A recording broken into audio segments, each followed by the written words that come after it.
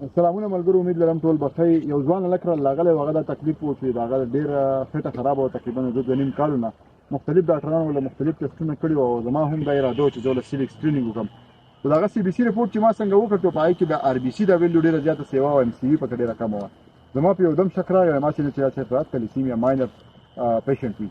د هغه یو هسټري د خېټې والا خو بل طرف ته پاتې شو، خو ما د نورو هسټري واخیسته. نو هغه په خپل کډه کې دننه واده کړی و او بیا چې 2 ماشومان پیدا شوي دي، هغه مړه شوي دي، خو هغه ته چا د تلیسیمیا باره کې بالکل خبره نه وه کړې.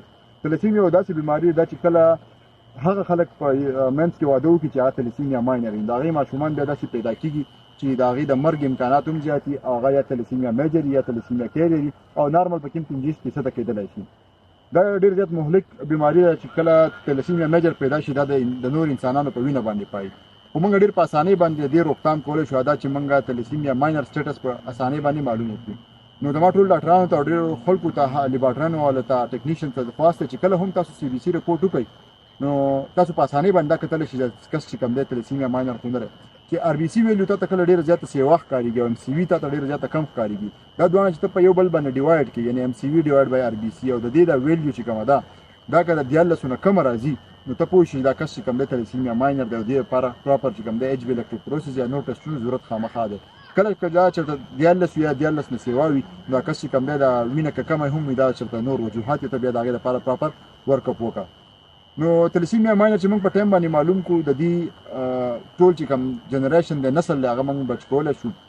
اوس دغه چې کوم کډه وه هغې بیا د وایف هم ما وکتل نو هغه هم تلیسیمیا ماینر وه او د دې چې څومره هم ماشومان پیدا کېږي په هغې کې به اوس 50% دا امکانات چې د تلیسیمیا میجر ماشومان پیدا کېږي هغه بیا د نورو په وینو باندې پایي او بیا هم خپله زندګي په سمه طریقه باندې نه چې کوم دی تېروي او تاسو ته پته ده چې هغه ډېر زیات د ستونزو سره مخ کېږي. د هغې چې کوم دوایانې ډېرې زیاتې ګرانې دي، بیا چې ورته وینه نه پیدا کېږي چې وینه ورته خېجی د هغې بیا نور ډېر زیات خراب اثرات دي. نو دومره مهلک بیماري موږ ډېر زیات په اسانۍ باندې منع کولی شو که موږ چېرته سی بي سي رپورټ په قلاره باندې په تسلۍ باندې ګورو.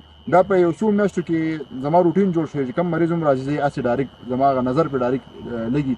نو تقریبا دا زما نه هم داسې مریض شو چې زما په شک راغی او 9 وانه چې کوم دی تلیسیمیا ماینر راوختل. پاکستان کې تقریبا د 9 نه واخله د 9% پورې خلک چې کوم دی هغه تلیسیمیا ماینر دي او دې خلکو ته پته نشته، یعنې دا دې مقدار چې کوم دی د 1 کروڑ او 100 لکو نه سیوا دی. که دې په منځ کې ودونه کوي نو دې ماشومان چې کوم دی به یو داسې بیمارۍ ښکار کېږي چې هغه صحیح زندګي نشي تېرولی. نو تاسو ټول ته خواست دی چې دې بیمارۍ باره کې ځان پوهه کوئ او نور خلک هم پوهه کوي، ډاکټرانو ته خواست دی، ټیکنیشینز ته خواست دی، لیب ټیکنیشین ته خواست دی چې کله هم سی بي سي رپورټ ګورئ نو دا منظر انډکس څه ته وایي یعنې ایم سی وي ډیوایډ بای آر بي سي دا ویلیو خامخا ګورئ چې دا چېرته 14 نه کمه نه ده. که 14 نه کمه نو خامخا دې له بیا ایچ بي الکتروپوروسس ټسټ کوئ او دې پراپر کونسلینګ کوئ چې دې په منځ کې وادونه نشي کولی او که چېرته واده یې کړی یا کوي نو بیا چې کله هم دې حمل پلان کوي یعنې ماشوم پلان کوي نو د هغې پر روان چې کوم 12 نه واخله 14 هفتې په هغې کې یو ټسټ کېږي، په هغې کې دا پته ولګي سی او ایس سامپلینګ نه چې دا کس چې کوم دی ماشوم چې پیدا کېږي دا خو تلیسیمیا میجر والا ماشوم نه.